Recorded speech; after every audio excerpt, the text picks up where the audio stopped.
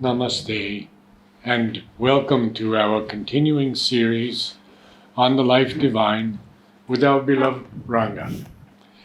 We begin today a new chapter, chapter 28, Supermind, Mind, and the Overmind Maya. The page would be, I believe, 286?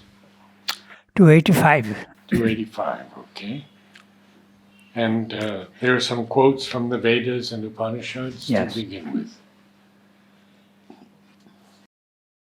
I see some new faces today. I don't know if you have been following Life Divine. It's not very easy. So, before I define supermind, mind, and the overmind and Maya. So, there are four things which we have to define: supermind, mind, overmind, and the Maya. So, before we do that, you should have an idea of what Srimad is trying to do in the Life Divine. He is trying to show that a divine life on earth is possible. Until now, in India at least, the tradition says that this world will be imperfect, so if you want the divine, you have to leave the physical world, and with your consciousness you have to go to the divine. There you will find him here, but here you will not find him. Srimad is contradicting that. So he has to show that there is a connection between the higher and the lower. He has to show that there is the superconscient is there hiding in the inconscient, and the inconscient is there also potentially in the superconscient. That's what he's trying to do. So he has been telling you how the connections are. The highest superconscient is the Sat Chit Shakti Ananda. Sat Chit Ananda. Then he establishes the connection between Sat Chit Ananda and the lower matter, life, mind. The lower hemisphere, what we can see up to now is matter. We can see matter, we can see life, and we can see mind. But there is an evolution, and it is not reasonable to assume that mind is the last step of evolution, because there are so many yogis who have gone beyond the mind. So it should continue. And not only that, the problems of existence continue to remain if you are stuck in this lower hemisphere. What is the meaning of this universe?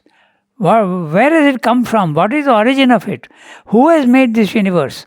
From where am I? Who am I? What am I? From where am I? I have been born in this world. Why was I? Why have I come here at all? What's my purpose? So this is what he's trying to establish, that there is a divine purpose in the physical world, and slowly, one by one, he is making the links. The links he has made up to now is Sat, which is truth, becomes matter. Chit Shakti becomes the vital, life, prana, if you want. Ananda becomes the psychic being, and the supermind becomes the mind of man. So he has established a connection, but now he is explaining, although essentially they are the same, the higher and the lower, still there is a limitation and some sort of distortion that occurs. So that's what he is trying to explain to you. And at each level of consciousness, as the consciousness rises, you start seeing things in a different way. Okay. Even in the physical world, if I look at something from one angle and I change my angle, I will see it in a different way. It's also very, very obvious that everybody has a different opinion because they are looking at things in the same way. So this is there even in a spiritual truth, that the higher you go, you start seeing things in a different way. And the interesting part is, what is truth in spirituality is also true in science. Very clearly, Einstein has shown that the theory of relativity, what is your frame of reference from which you are looking at reality, that changes. Okay? So now he has come up to supermind, mind, and the overmind, Maya. In the previous chapter, he has established the 7 planes of consciousness, which are in descending order: Sat, Chit, Ananda, supermind, mind, life, body. So mind, life, body is a lower, which is available to everybody, we can see. Supermind we don't see, but it is possible for man to go up to there. Man is the crucial turning point of evolution, because he has the capacity to go up. Below him, the animal, there is no possibility of the animal having a divine consciousness. But man has that capacity, and therefore he can make evolution go much faster in a conscious manner. Okay, so now this is the chapter. He is going to describe supermind, mind and overmind, Maya. Now we will, with this background, we'll just try to define supermind, mind and overmind, Maya. Define in mental terms as far as possible. The actual thing, it will only give you a vague picture. If you want the real thing, you have to go up there and experience it. Experience is the key to everything, not mental knowledge. Okay? So what is supermind? Supermind, according to Sri Aurobindo, and by the way, he does not like the word supermind.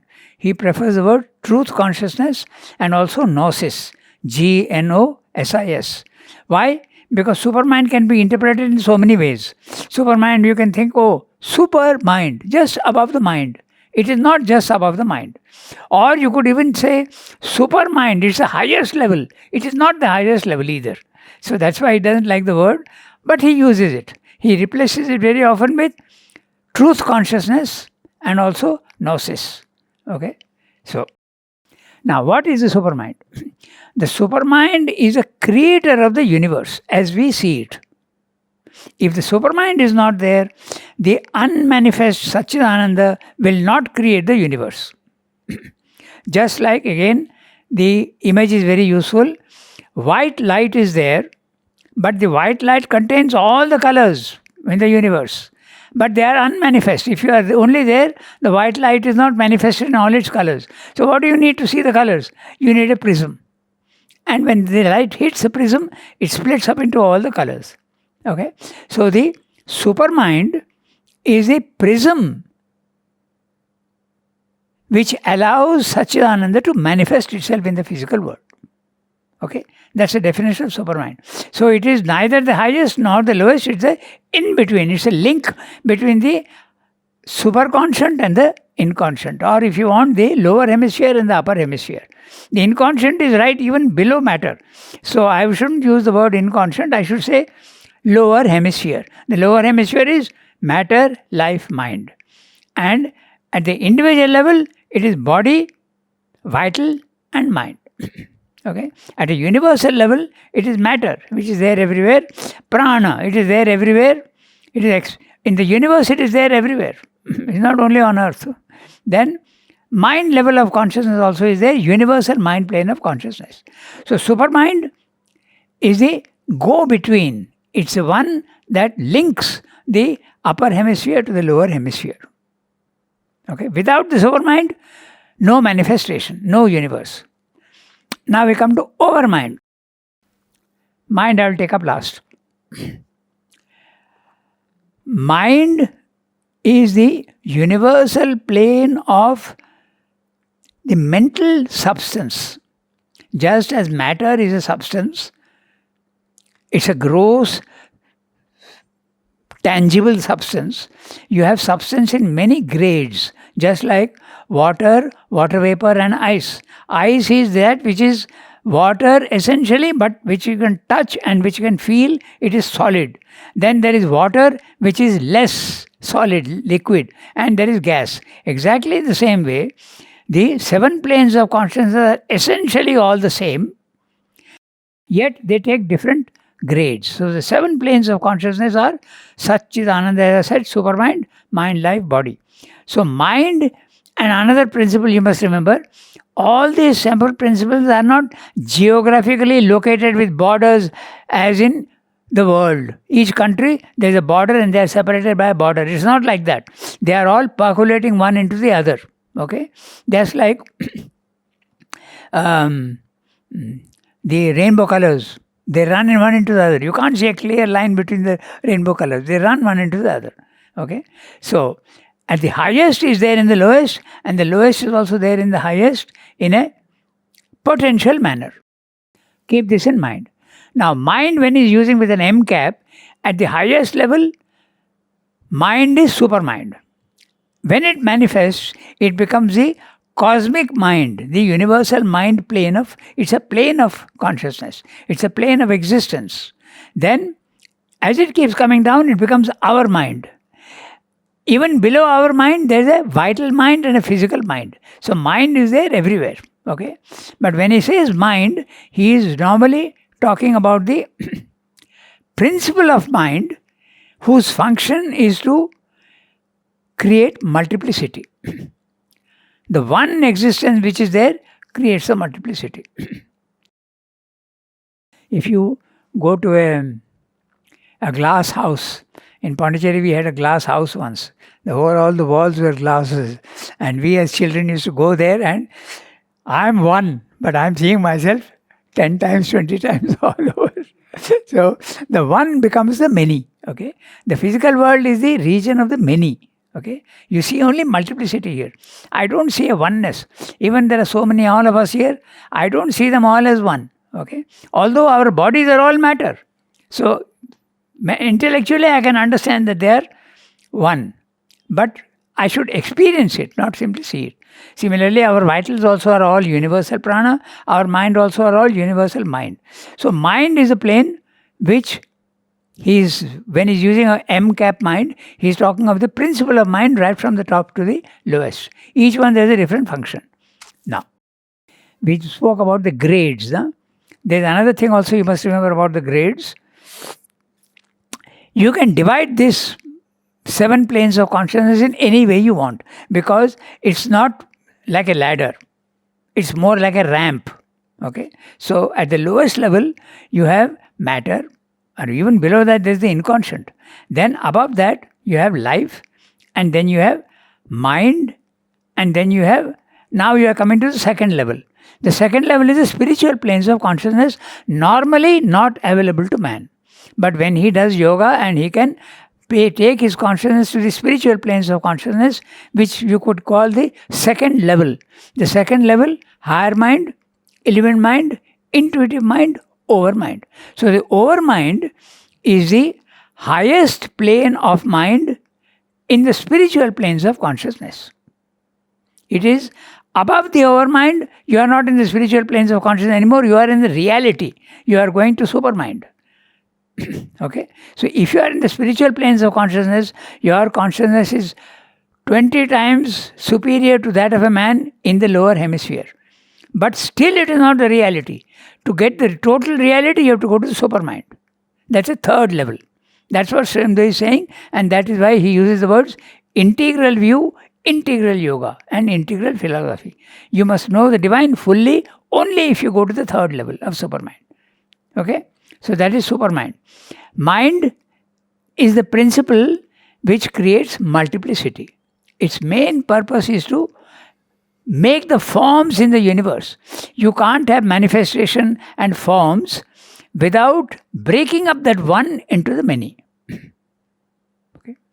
Again, we keep repeating these things because they are so useful to understand. Okay. Suppose I am a potter.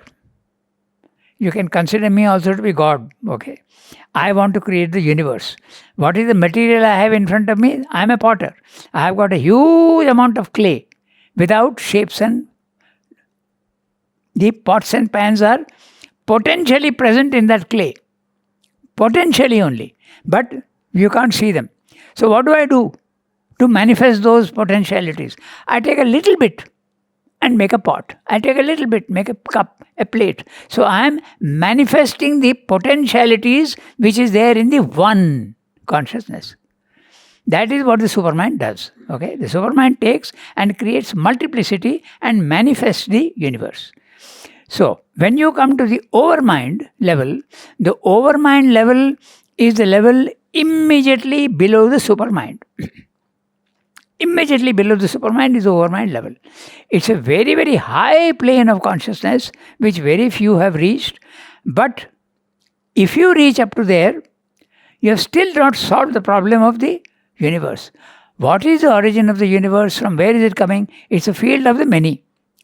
In supermind, the potentiality of the many is there. I won't go into the triple status of supermind because that, again, we'll be branching off somewhere. But the overmind is all the possibilities that are there in the universe are there in the overmind. And they are represented by gods. Infinite number of gods. When in the Vedas, you have all these Varuna, Mitra, Indra, all these are the gods, and each thing in the physical world, there is a representation, God represents. Wind is represented by God, Marut. Okay, the ocean is represented by Varuna. Okay, everything, love, the principle of love is represented by Yeah, Mitra. Okay. So this is the overmind is a plane just below the supermind. Therefore, although it's a very, very high plane of consciousness, Sri Aurobindo still calls it the last point of ignorance, because you are seeing multiplicity. Might I ask if you would just very briefly summarize, because many people don't really understand it, the overmind descending into Sri Aurobindo on the 20th. Okay. So, you all know that Sri Aurobindo started his yoga in Baroda. Okay. And interestingly, he was not interested in yoga for yoga's sake.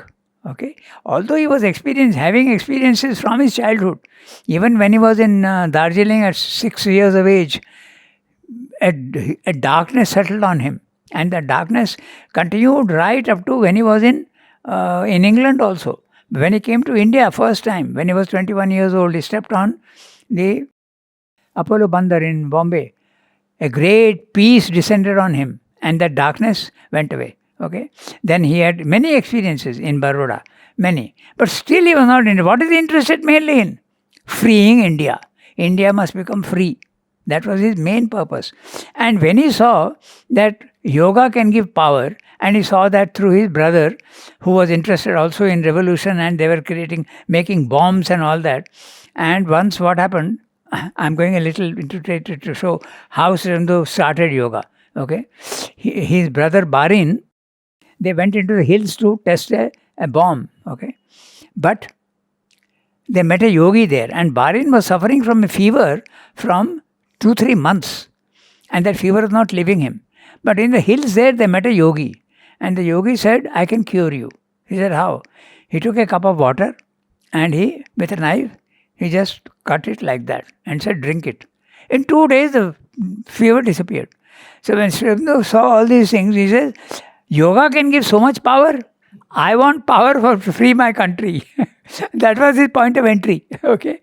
So he was looking for a yogi, and finally they found one, Vishnu Bhaskar Lele, a Maharashtrian, who had some experiences. And so they sat together. That was the starting point of Sri Aurobindo's yoga. In one day, he experienced the silent mind, nirvana, which normally the others take one whole life. Okay, so that was his starting point. Still, he is not doing solidly. He is interested, but he is continuing his political work. He leaves Baroda, his job. He was getting more than 1,000 rupees. At that time, 1,000 rupees is equivalent to today, maybe 2-3 lakhs. Okay, and he went to Calcutta and took up a job for 150 rupees, a pittance. Okay. He never cared for money. He used to leave all his money on the table, free. Even the servant could pick up and go away. So, this was his point. So now, he is asking about the progress of Sri Aurobindo's yoga. So, his first experience was nirvana in Baroda. Then, in the jail, he experienced the cosmic consciousness, and he had the experience of Sri Krishna everywhere. The personal aspect of the divine and the cosmic consciousness. He is looking, and in the courtroom, he is seeing the judge, he is seeing the prosecutor, he is seeing his own lawyer, he is seeing the prisoners in the under the behind the fence, and all of them, there is Sri Krishna in all of them. So this was the very big experience that he had.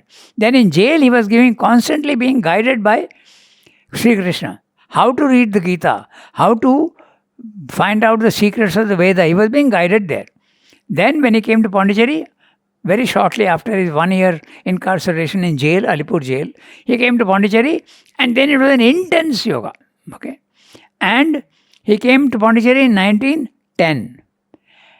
16 years, hard concentration, tremendous concentration, constantly walking and concentrating, not sitting and closing his eyes. That's the interesting part. Wide open eyes and walking up and down, but tremendous concentration. Could you mention a little about Vivekananda in the jail? Yeah.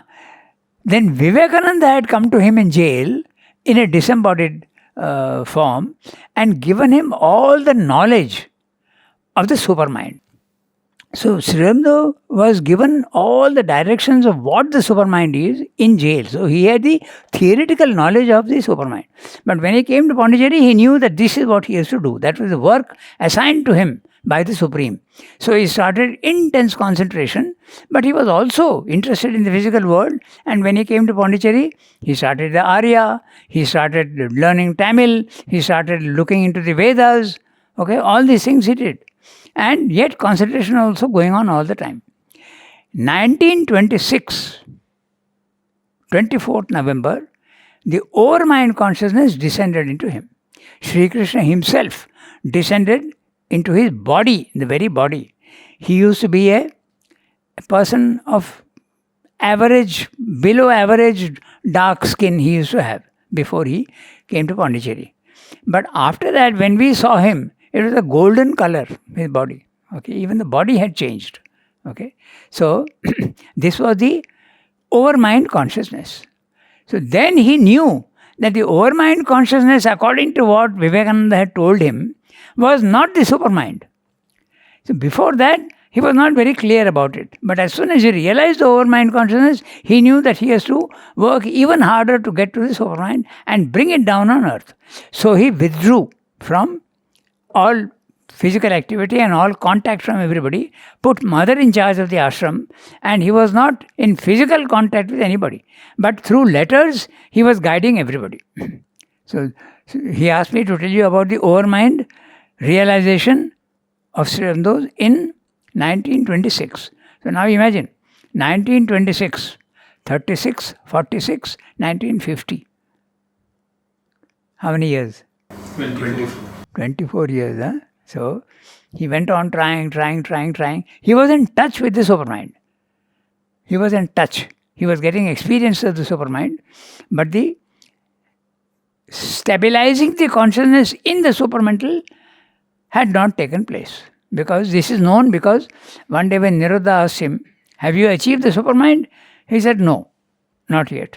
Then he asked him, then how do you know about the supermind so much? So he scolded Narada as usual, you logical baby. I can know something about it. I can be in touch with it without realizing it. So if you have small experiences, you know what it is.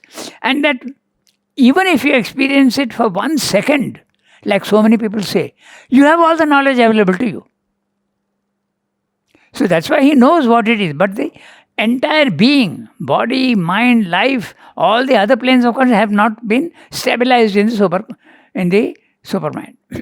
Okay, so that's the overmind level. So the overmind, and that is why he could say that all the religions have a truth in them, partial truth. All the philosophies also have partial truths.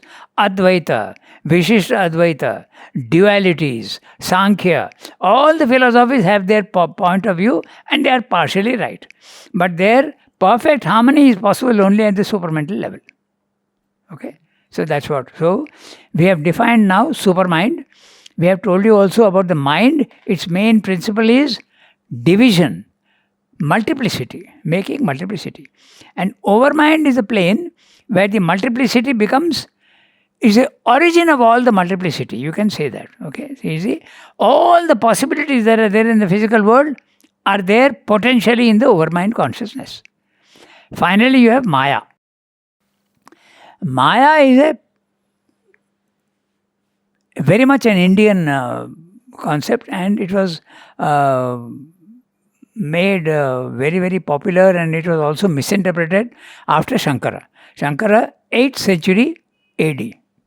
So he revived Advaita actually, because Buddhism and all the other religions had destroyed Advaita. Okay, the Vedic culture was absolutely gone in India until the 8th century when Shankara again revived the Advaita. But he introduced another word, Maya. Okay, so that was and it was misinterpreted. Even today Shankara is misinterpreted. So I'll go into Maya a little bit. What is Maya? The root word, dhatu in Sanskrit, is ma, to measure. Okay, in all Indian languages also you have mapa, okay, pramana, all measure. That is ma. So We spoke just now about the infinite clay and measuring and bringing out a little and creating forms. So, Maya is the power of the divine to create forms at the highest level. At the highest level, it is creating real forms. Real forms.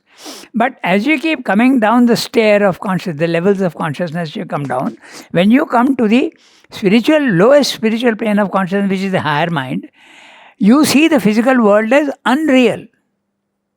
You see it only as a play of images. Now, is there a basis in science also for this?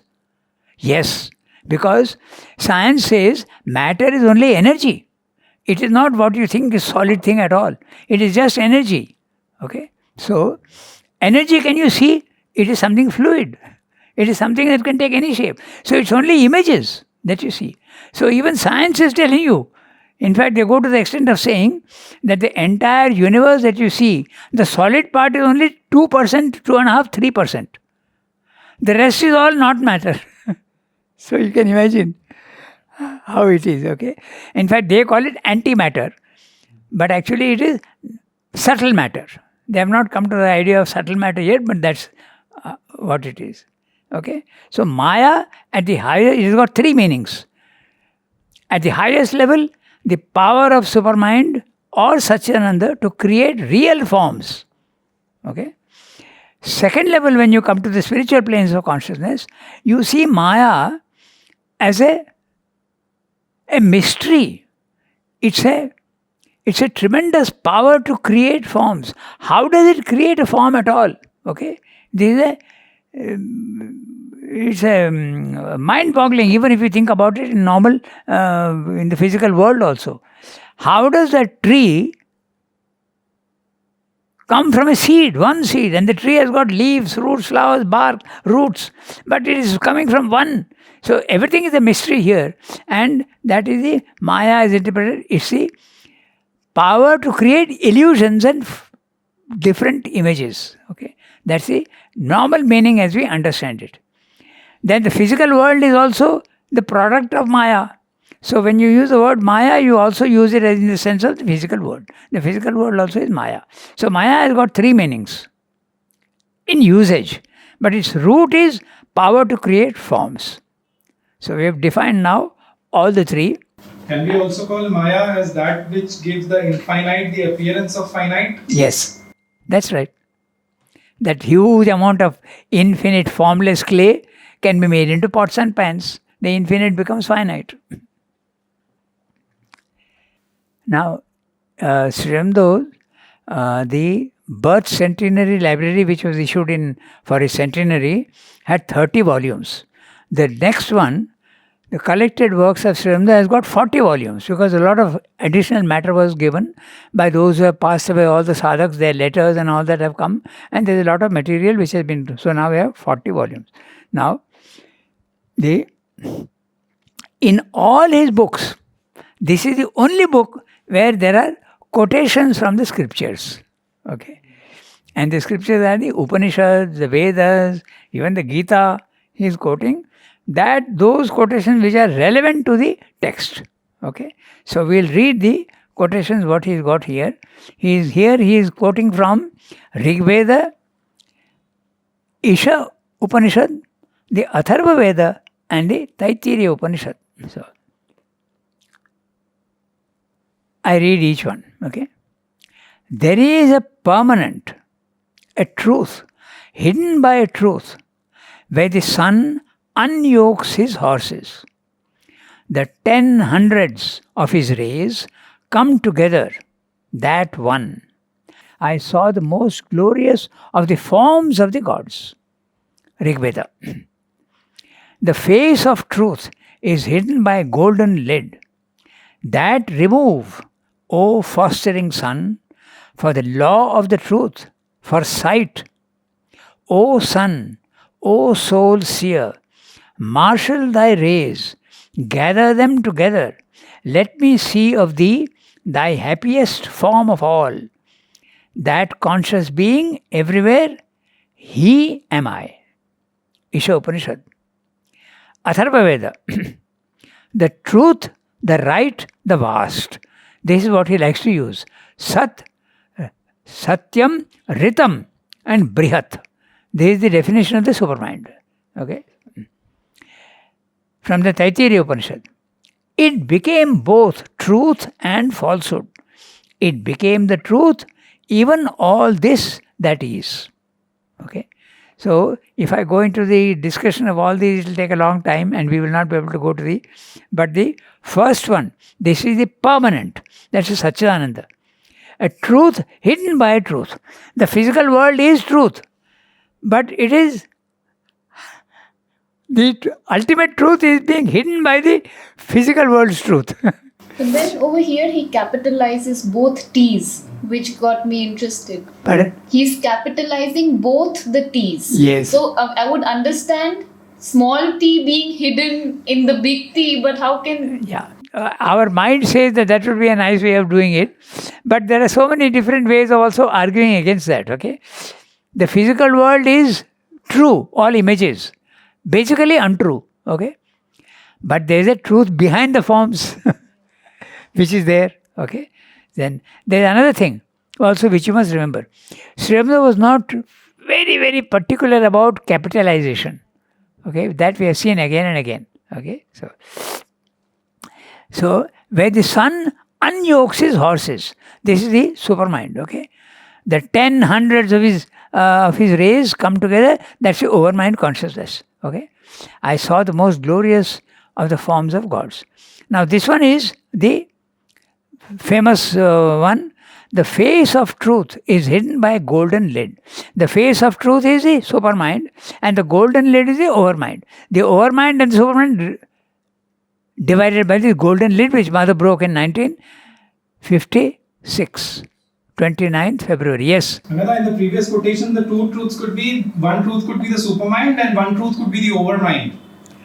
Also, but there, if you say that, Sri Aurobindo says that the overmind does not really hide the supermind. He says it's a translucence. It's not opaque, the border. It's like what you were explaining about like form and substance. There is a truth behind it. So it can be the truth of the Satchidananda and that same essential truth in matter. Yes, it could be that. But his point is that he is saying that the second truth would be the overmind consciousness. I have a slight doubt because, as he says, that from the overmind, the division from to supermind is not as rigid as in the other planes. It's a translucent border. But what else could deserve to be called truth except the overmind, apart from the supermind? Well, each one is free to see as they want because the truth is there everywhere in varying degrees. Okay, it's a purest form, and here truth is there also in its most hidden form. So you can say it's up to you to decide. And besides, we can't. That which is real is beyond the mind. So when we try to very, very rigidly fix things by the mind, it won't really correspond to the truth everywhere. Yes, you are saying something. Like, I mean, another for me interpretation could be like we talk about the two hemispheres, lower hemisphere, higher hemisphere. We sometimes associate the capital to the ultimate, but there is, even in the lower hemispheres, there is that ultimate truth as well, right? So, which is very well hidden. Okay, yeah. So, that's it. So, then this face of truth is hidden. I should mention, because some of you may not know about it, Mother broke that lid, golden lid, and the supermind had descended, and that it even has got time factor. On the 1956, 29th February, okay, the leap year, this supermind descended. And she did not speak about it to anybody for 1 month. After 1 month, she revealed that she said that this is that which the things which are promised have already been done. And then she spoke about the supramental boat and all that 1 month afterwards. Okay. So, in fact, she was surprised. When she came back to her normal consciousness, she saw everybody sitting in the playground. Absolutely, about 8:30, 9 o'clock. And everybody sitting and unaware totally. She thought that the whole thing would be flooded with golden light. So it came down, but it has been absorbed by the dark matter of inconscience. It is absorbed. So now the supermind is there as in a seed form. It's only a question of time before it manifests. Okay? But a few saw it. A few people saw something. Yes. I didn't see it, but they had a touch. Felt something. A touch. Amal had a touch when he was in the train. Mother came to him and he had a vision of the mother. And mother said, yes, I did come to you to tell you that I had told you, I had promised you that when the supermind comes, I will let you know. So I had come only to tell you that. But he didn't realize there is a supermind. Okay, that is one. Then the other one is in East Africa. Aurobindo Basu also. I'm not aware of that. Maybe. And East Africa, yes. Vidyut's uncle. That's right. That's one I'm talking about. Okay. Jayanti Bhai's brother. His name was Indu Bhai Patel, I think, yeah. So he had the experience. He felt something. The mother had said that some people have felt. Okay. So that's the face of truth. That's what he's talking about. Then the next one from Atharva Veda, very clear. The truth, the right, the vast. Perfect definition of the supermind. The truth, Ritam, Satyam. The right, Ritam. The vast, Brihat. Okay, that's why he uses that.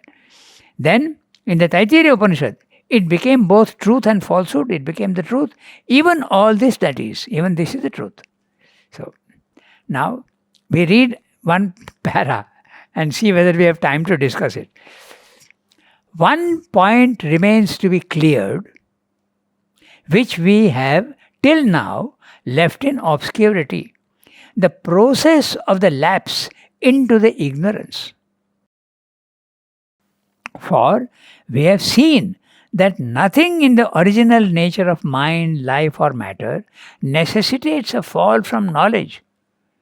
It has been shown indeed that division of consciousness is the basis of the ignorance, a division of individual consciousness from the cosmic and the transcendent, of which yet it's an intimate part, in essence inseparable, a division of mind from the supermental truth, of which it should be a subordinate action, of life from the original force, of which it is one energism of matter, one energism of matter from the original existence, of which it is one form of substance. But it has still to be made clear how this division came about in the indivisible, by what peculiar self-diminishing or self-effacing action of consciousness force in the being. For since all is a movement of that force, only by some such action obscuring its own plenary light and power can there have arisen the dynamic and effective phenomenon of the ignorance. But this problem can be left over to be treated in a more close examination of the dual phenomenon of knowledge-ignorance, which makes our consciousness a blend of light and darkness, a half-light between the full day of the supramental truth and the night of the material inconscience. All that is necessary to note at present is that it must be in its essential character an exclusive concentration on one movement and status of conscious being, which puts all the rest of consciousness and being behind and veils it from that one movement's now partial knowledge. Srimda has examined all the planes of consciousness, but now he is saying we have not yet done one thing. How does that one, what is the process? I am telling you that the one becomes a multiplicity. What is the process by which it happens? What is the law which operates? That's what he wants to look at. So, he will have to go into the mechanism of the supermind, the triple status of supermind, and explain how slowly one becomes the other. Okay? This is the problem even in the physical world. How does one seed, at what point does it start dividing and creating leaves, fruits, flowers, bark, okay, twigs, branches? How does that one thing separate itself into all these different tissues? This is a problem even in biology. Okay, so the stem cell. The other day I was looking for that word, stem cell. Okay, the stem cell, the one cell which gets fertilized starts dividing itself into many. Okay, it's a self-division. It divides into 2, it divides into 4, it divides into 8, geometric progression. And at some point, the potentiality of that one substance becoming bone tissue, flesh tissue, cartilage tissue, skin tissue, hair tissue starts coming. That's at the stem cell point. Okay, so this is what he's saying. Let's examine that and see what is the process by which that one becomes the many. That's what he's saying here in this. Okay, but we can look at each sentence. What we normally do is we get the basic idea and then we go into his language, because you must understand his language. His language is extremely precise and very, very precise. And he also is descriptive in his brevity. Very short language, but he packs a lot of stuff into each word. So that we have to disclose. Okay? So, before we read the para, I'll tell you in brief what he's saying in the para. Then we'll go into detail. Okay? Ranganath, sorry to interrupt you. When you had explained the chapter title, you had explained what is supermind, what is mind, what is overmind, and what is Maya. But there is no separation between the words overmind and Maya, no comma, no and. So overmind seems to be adjectival to the word Maya. Can you explain why he has written it like that? Overmind Maya? Good point. Yes. I saw that also. Yes. Because Maya starts at the overmind level. So is overmind being used in an adjectival form for the word Maya? Yes, you could say that. Potentially it is there in the supermind, but the supermind is basically not multiplicity, basically oneness, unity. In that book, The Hour of God, where he makes all those charts. Yes. So in one of those last charts, which is made in 1931, he writes overmind or Maya, which seems to equate the two. Exactly. And that's a good point. Okay. So, and the overmind Maya. So, in the para, what he's saying, we will start looking at how the one becomes a many, how the unmanifest becomes manifest, how the infinite becomes finite, how the formless becomes form. There must be a procedure. What is that procedure? That's what he's asking. Okay, so now simply saying here, we have shown that it is really Satchidananda that becomes the universe. In other words, it is the upper hemisphere of Satchidananda and Supermind. We may call this the divine quaternary, he calls it. Satchit Ananda Supermind. Okay? Becomes a lower hemisphere of mind, life and matter. But we have not yet described how the fall occurs. By what mechanism does infinite existence become gross matter? How divine Chit Shakti degrades itself into our diminished vital and matter shackled life. Okay, diminished and matter shackled life. How the infinite supermind becomes our ignorant darkness of mortal mind. We have not seen the process by which this happens. He has also, incidentally, he has also connected everything. He has connected Sat with matter, Chit, Shakti with life, with prana, okay, our vital. And supermind becomes the mind. Then, obviously, there is an obscuration of the divine principles, a diminution and a limitation that creates a cosmos in time and space. We discussed just now, I gave you the idea of the huge amount of clay and the forms. So, necessarily there is a diminution. The infinite becomes finite. So, that's what he's saying here. A diminution, but a diminution and degradation, a limitation. Naturally, it becomes a limitation also. Limitation of consciousness, limitation of force, limitation of Ananda. The problem will be dealt with in the next book. Okay? Knowledge and ignorance. How the knowledge becomes ignorance in detail, that's his other book. At the end of this one, he has divided Life Divine into 3 parts. Book 1, Book 2, Part 1, Book 2, Part 2. Okay. Part 2 deals with the evolution entirely. And Book 2, Part 1 deals with this knowledge and ignorance, their relationship, and what is the status of knowledge and ignorance. So here he is saying, we'll only briefly tell you the cause and discuss the cause to a little bit, which he calls exclusive concentration. I'll come to that, okay? Then he says, at present, suffice it to say that this downfall occurs by a willed exclusive concentration. Exclusive concentration is the power of the infinite knowledge to focus sharply on one aspect, putting away all the rest of its knowledge into the background. This is very similar to a workman concentrating on a job at hand, relegating all else that he knows into the background. It is the nature of a purposeful self-forgetting in order to zero in on one aspect that needs immediate attention. So, while we are concentrating on Life Divine, it's exclusive concentration, because I know that I live in 26 Dupuy Street. I know that I have a brother. I know that I have a sister. Okay? All that knowledge, where is it? When I'm reading here, it's in the background.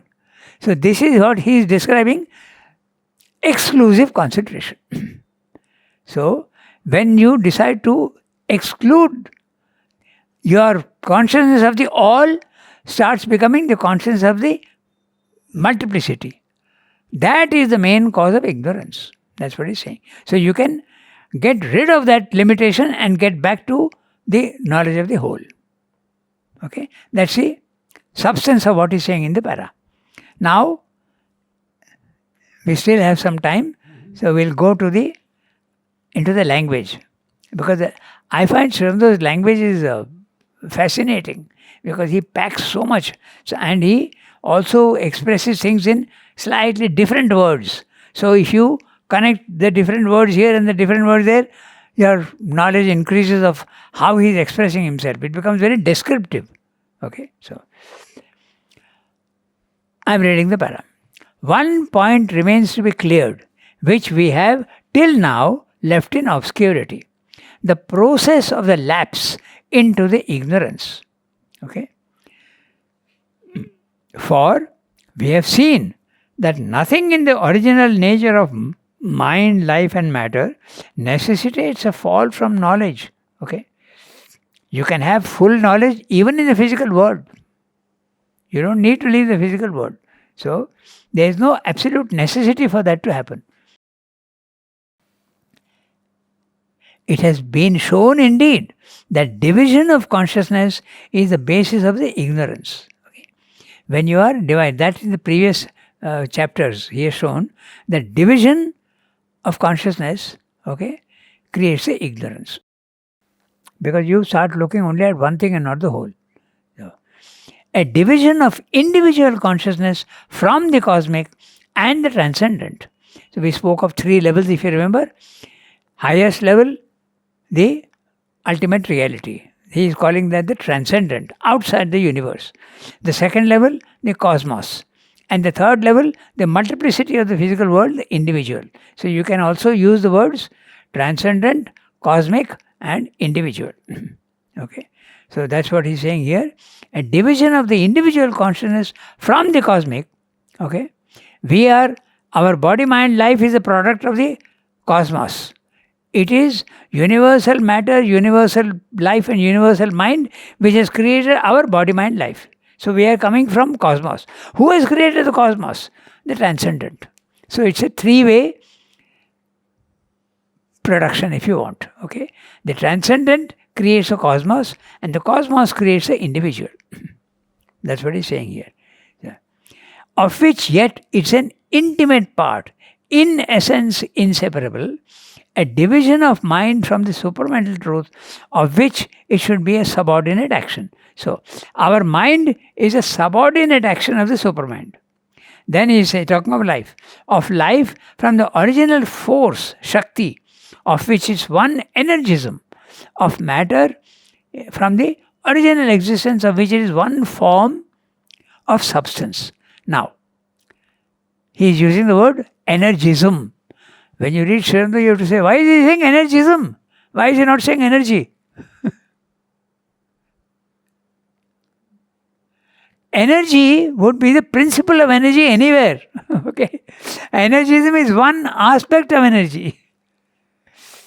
So, just like energy produces lightning, but lightning is not energy.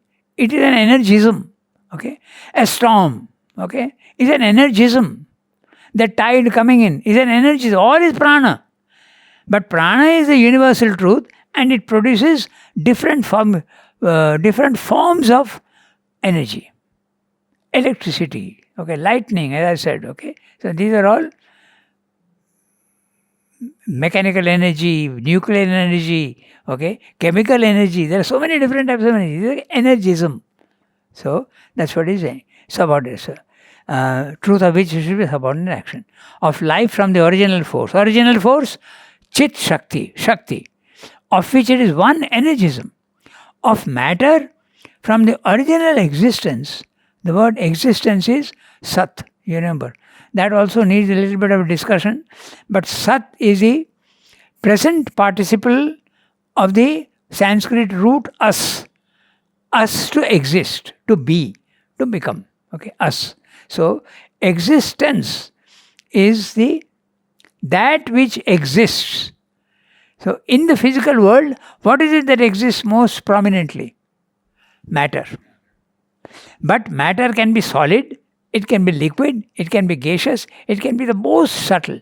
So, existence is used in the sense of the subtlest substance. That's why they're using the word substance at the end, you see.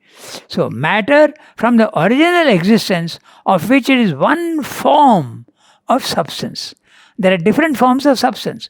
There is mental substance, there is vital substance, there is overmind substance, supermind substance also is there.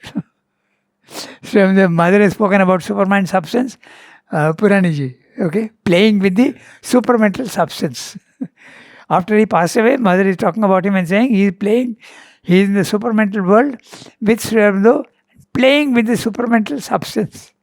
So, relate these things, matter, existence and substance. Different words with slight different connotations. Okay? On this sentence, so he speaks only of the equation of mind and truth, life and force, matter and existence. What about psychic and Ananda? Why doesn't he mention it here? He doesn't bring that into the picture at all because he is not discussing here Ananda, not yet. He is discussing the manifestation that is taking place. That he discusses in another place. Yeah. He doesn't mention that at all. Because the psychic being and Ananda is, I don't know, you could say it's a question of emotion. Emotion, Ananda, more psychological. So, Can you repeat that? I had better not. Very good. The word bhakta comes from bhaj, to divide. So, and psychic is having the characteristic of bhakti. Well, to know the reason, we'll have to ask him though. Maybe you'll get the answer. Ask him. The psychic plane, I mean, it's not emotional. No, it can't be psychological. Psychic, there's no plane. Yeah. There's no plane. Right. Maybe that's the reason. But there is a psychic world, no? There's a psychic world, but it's not a plane. Oh. But when Sri Aurobindo talks about the chakras, like if he's talking about the Anahata chakra, behind which is the psychic being, he says that the way most people understand chakras is their centers in the subtle body, but actually they are planes of existence. So psychic. You can access the planes of consciousness through the chakras. But psychic being is behind Anahata. Psychic is the inmost, Narada is the inner. Inner. That's the inner heart, that is the inmost heart. Inmost. Or rather, not use the word heart. Heart, yeah. Okay. We stop here today. Namaste. Thank you for joining.